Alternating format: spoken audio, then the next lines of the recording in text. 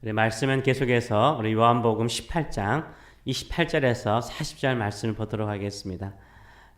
그들이 예수를 가야바에게서 관정으로 끌고 가니 새벽이라 그들은 더럽힘을 받지 아니하고 유월절 잔치를 먹고자 하여 관정에 들어가지 아니하더라. 그러므로 빌라도가 밖으로 나가서 그들에게 말하되 너희가 무슨 일로 이 사람을 고발하느냐. 대답하여 이르되 이 사람이 행악자가 아니었더라면 우리가 당신에게 넘기지 아니하겠나이다. 빌라도가 이르되 너희가 그를 데려다가 너희 법대로 재판하라. 유대인들이 이르되 우리에게는 사람을 죽이는 고난이 없나이다 하니 이는 예수께서 자기가 어떠한 죽음으로 죽을 것을 가르쳐 하신 말씀을 응하게 하려 함이라. 이에 빌라도가 다시 관정에 들어가 예수를 불러 이르되 네가 유대인의 왕이냐? 예수께서 대답하시되 이는 내가 스스로 하는 말이냐? 다른 사람들이 나에 대해서 내게 한 말이냐? 빌라도가 대답하되 내가 유대인이냐? 내 나라 사람과 대제사장들이 너를 내게 넘겼으니 내가 무엇을 하였느냐? 예수께서 대답하시되 내 나라는 이 세상에 속한 것이 아니니라. 만일 내 나라가 이 세상에 속한 것이었더라면 내 종들이 싸워 나로 유대인들에게 넘겨지지 않게 하였으리라.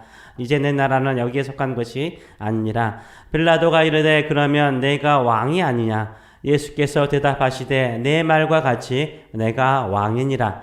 내가 이를 위하여 태어났으며 이를 위하여 세상에 왔나니 곧 진리에 대하여 증언하려 함이로라. 무릇 진리에 속한 자는 내 음성을 듣느니라 하신대 빌라도가 이르되 진리가 무엇이냐 하더라.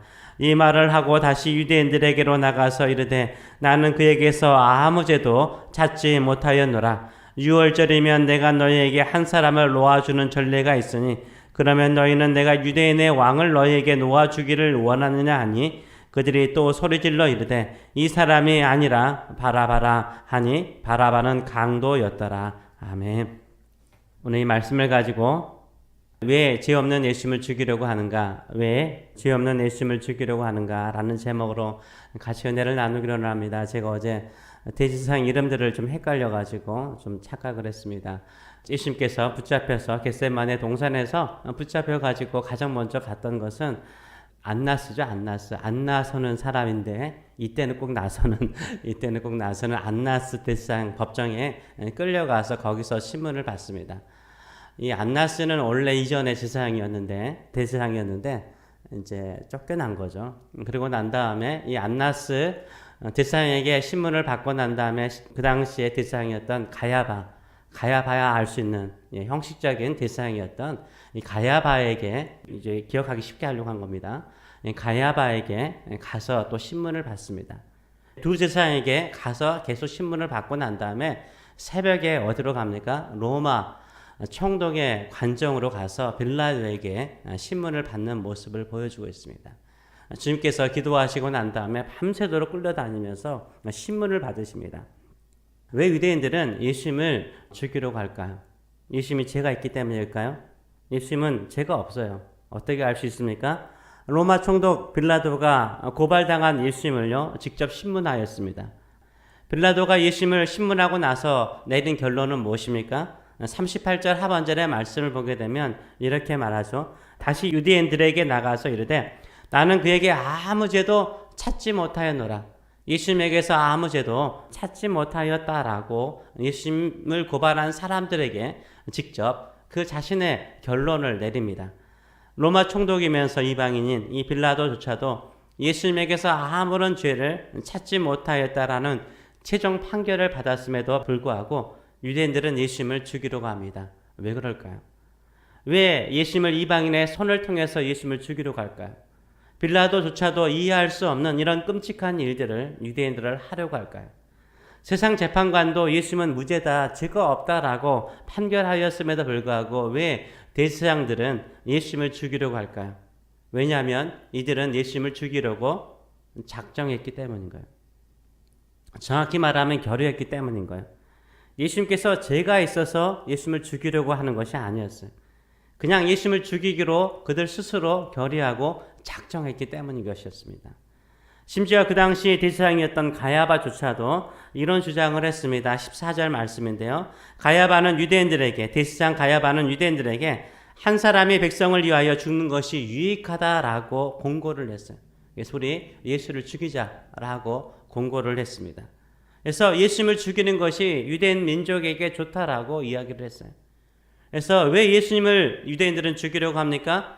예수님께서 죄가 있기 때문이요? 아니라니까요. 객관적으로 보아도 유대인이 아닌 로마 총독이 보아도 신문에 보아도 예수님은 아무런 죄가 없어요. 그런데도 왜 예수님을 죽이려고 합니까? 예수님을 죽이기로 작정했기 때문인 거예요. 자기가 결의해서 마음에 이미 작정했기 때문에 한 무리가 이미 결의했기 때문에 죄가 있건 없건 간에 죽이려고 하는 것, 그 일을 실행하려고 하는 것, 이게 바로 무슨 마음인 줄 아세요? 이게 완악한 마음이에요. 완고한 마음이에요. 그래서 우리가 이사야서의 말씀을 통해서 완고한 마음, 완악한 마음이 예수님을 죽였다라고 말하지 않습니까? 예수님께서 그렇게 바리새인들뿐만 아니라 유대인들에게 예수님의 말씀을 전했음에도 불구하고 이 유대인들은 예수님의 말씀을 들어도 깨닫지 못하고 기적을 보아도 표적을 보아도 예수를 믿지 않았어요. 왜요? 그들이 완고하고 완악한 마음을 가졌기 때문인 거예요. 이 완악하고 완고한 마음을 가지고 어떻게 합니까? 죄 없는, 죄가 없으신, 빌라도가 봐도 죄가 없으신 예수님을 죽이려고 합니다. 객관적으로 사실적으로 보아도 빌라도가 예수님은 무죄라라고 선포했음에도 불구하고 그들의 귀에는 들리지 않는 거예요. 그냥 죽여요. 우리는 죽이기로 결단했기 때문에, 결의했기 때문에, 작정했기 때문에 예수님 죽이세요. 죽이세요라고 항변하죠. 객관적으로 사실적으로 보면 바라바는 뭐예요? 강도예요. 죽어야 될 사람이에요. 근데 그 사람은 살려주세요. 왜? 그들이 그렇게 결의했기 때문이에요. 그렇게 마음으로 작정했기 때문인 거예요. 이게 뭐라고요? 이게 그들의 완고한 마음이에요. 그렇다면 우리에게 이런 완고한 마음, 완악한 마음은 없을까요? 내가 그렇게 하기로 결심했기 때문에, 내가 그렇게 하기로 마음 먹었기 때문에 그렇게 해 주셔야 됩니다. 이게 뭐예요? 이게 완고한 마음이에요. 하나님의 뜻이 무엇인지, 하나님이 어떤 마음을 가지고 어떤 계획을 갖고 계시는지 상관하지 않아요. 내가 그렇게 결심했어요. 나는 그렇게 해줘야 됩니다. 라고 하는 마음이 완고한 마음이에요. 우리도 예수님을 나의 왕으로 모신다라고 말하면서도 나의 왕이 되신 예수님을 이런 완고한 마음으로 우리가 대항할 때가 있어요. 하나님의 나라에, 하나님의 계획에는 아무런 실수라든가 아무런 잘못이 없잖아요. 그럼에도 불구하고 이제 예수님 나에게는 더 이상 필요하지 않습니다. 그런 거 강요하지 마세요. 그런 말씀 하지 마세요. 내 뜻대로, 내 마음대로 내가 원하는 대로 해주세요. 이것도 우리에게 완고한 마음일 수 있습니다. 저에게도 그런 마음이 있죠. 고집스럽게 주님의 말씀을 받아들이지 않는 마음이 있을 때가 있어요. 주님, 이 시대가 어떤 시대인데요? 지금 목회 현장이 어떤 시대인데요? 어떻게 여기에 다시 성령의 역사가 일어날 수 있겠습니까?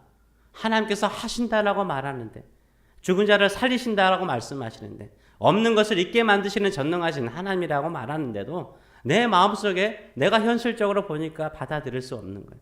그러니까 어떻게 해요? 그 말씀의 능력을 깨닫지 못하고 내가 반항한다면 그것도 완고한 마음인 거죠. 유대인들이 예수님을 빌라도에게 고발할 때 고발한 내용이 뭐냐면은 자신을 유대인의 왕이라고 말했다는 거예요.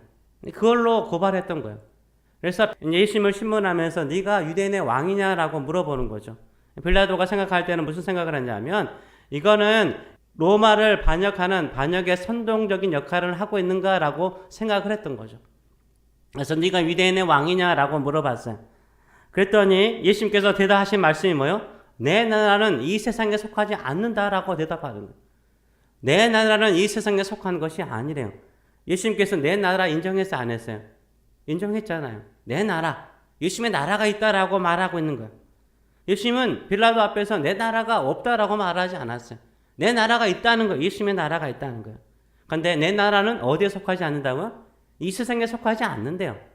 이 세상의 나라와 같지 않다는 거예요. 내 나라는 있는데 이 세상의 나라와 똑같지 않다는 거예요. 나는 내 나라의 왕이다라고 말해요. 빌라도가 말하죠. 빌라도가 네가 그러면 왕이냐라고 물으니까 37절의 말씀대로 네가 말한 대로, 빌라도 네가 말한 대로 나는 왕이다라고 말하는 거예요. 내 나라에 속한 사람은 내 말을 듣는다는 거예요. 내 나라는 나는 진리를 증언하러 왔고 내 나라는 진리로 하나님의 말씀으로 다스리는 나라라고 말하는 거예요. 예수님은 빌라도 앞에서 내가 왕이 아니다라고 말하지 않아요. 나는 왕이다.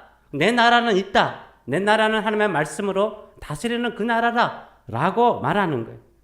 우리가 들어도 이거 이해가 되지 않아요? 나는 이해가 딱 돼요. 왜요? 노마를 대항하여 선동하는 발언이 아니에요. 하나님의 말씀이 다스리는 보이지 않는 하나님의 나라를 말하고 있는 것을 우리가 알 수 있는 거예요. 이것은 유대인들이 늘 말하는 율법이 다스리는 나라, 하나님의 말씀이 다스리는 나라, 율법이 온전하게 통치하는 나라, 하나님의 왕의 나라, 유대인들이 늘 말하고 유대인들이 추구했던 그 나라를 주님께서 말씀하신 거예요. 근데 유대인들이 뭐예요? 빌라도에게 예수님의 그 말씀을 흠을 잡아서 선동하고 있는 거예요. 이 말씀을 하신 예수님에게 무슨 잘못이 있습니까? 무슨 죄가 있습니까? 로마를 대항하는 나라가 아니에요. 하나님의 말씀이 다스리고 예수님이 왕인 그 나라를 말하는데 뭐가 잘못이 있어요? 이건 정치적인 문제가 아니라 신앙의 문제잖아요.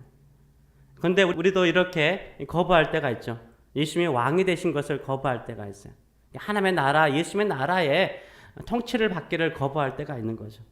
우리는 무엇을 완강하게 거부합니까? 하나님의 말씀대로 사는 거 혹시 거부하지 않으세요? 하나님의 말씀이 다스려야만이, 예수님께서 왕이 되셔야만이 우리 인생이 꼽히는 거예요. 이거 잊지 마세요. 우리 인생이 꼽히고 우리의 자녀들이 꼽히고 우리의 미래와 우리의 가문들이 꼽히는 인생은 하나님의 말씀을 그대로 받아들이는 거예요. 내가 거부하고 반항하고 하면 결국 예수님을 죽이는 그 자리까지 갈 수 있는 거예요. 빌라도가 이해가 되지 않는 거예요. 뭐가 이해가 되지 않아요? 예수님이 하신 말씀은 다 옳아요. 예수님이 꿈꾸는 그 나라는 정말 옳은 나라예요. 그런데도 불구하고 그의 백성이라고 생각하는 유대인들은 어떻습니까? 유대인들은 아닌 거예요. 그러니까는 예수님의 말씀은 죄가 없고 아무런 흠이 없는 말씀인데 유대인들이 생각하고 반항하는 것은 그 의아하는 거예요. 예수님을 죽이려고 하는 것이요.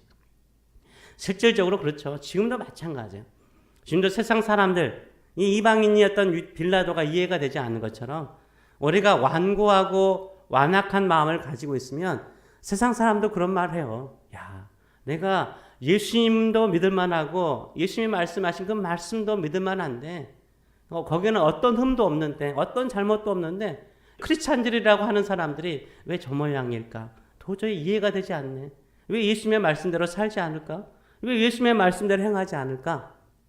이렇게 의아해할 수 있는 것입니다.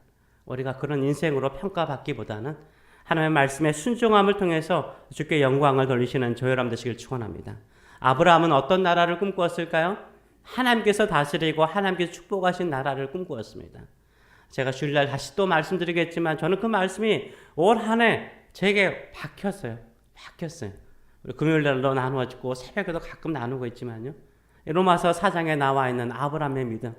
아브라함은 어떤 믿음을 가졌다고요? 죽은 자를 살리시는 하나님, 없는 것을 있게 만드시는 하나님을 믿었어요.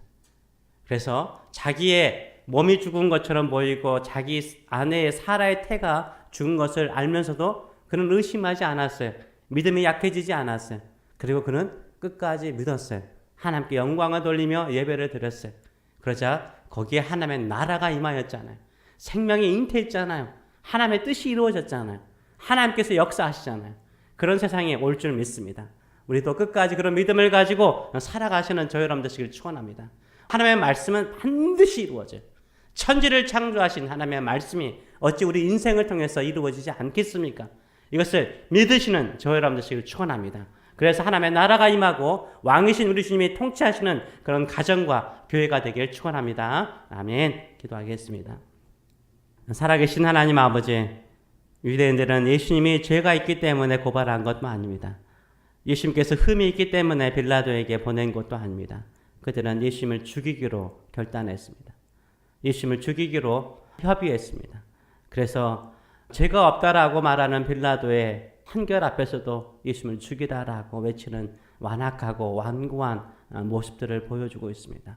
혹시나 우리에게 이런 완고하고 완악한 마음은 없는지 모르겠습니다. 현실을 보니까 내 마음에 도저히 받아들일 수 없고 또 내가 살아보니까 이것은 도저히 이루어질 수 없다라고 하나님의 말씀을 거부하고 하나님의 통치를 거부하고 예수님이 나의 왕이신 것을 내가 거부하며 완고하게 고집스럽게 주 앞에 나가지 않는지 우리 자신을 돌아봅니다. 오늘 이 시간에 기도합니다. 주의 말씀은 죽은 자도 살리시는 주의 말씀인 줄 믿습니다. 없는 것도 있게 만드시는 전능하신 하나님의 말씀인 줄 믿습니다. 우리의 형편이나 상황이 어떠하든지 간에 하나님의 말씀은 반드시 이루어질 것을 믿고 우리는 부드러운 마음으로 순결한 마음으로 믿음의 마음을 가지고 주의 말씀을 받들고 그 말씀의 뜻을 이루는 저희들의 인생들 될 수 있도록 축복하여 주시옵소서. 꽃피는 인생 되게 하여 주시옵소서. 부활의 능력을 경험하는 인생들 될 수 있도록 은혜도 하여 주시옵소서. 감사드리며 예수님의 이름으로 기도합나이다. 아멘.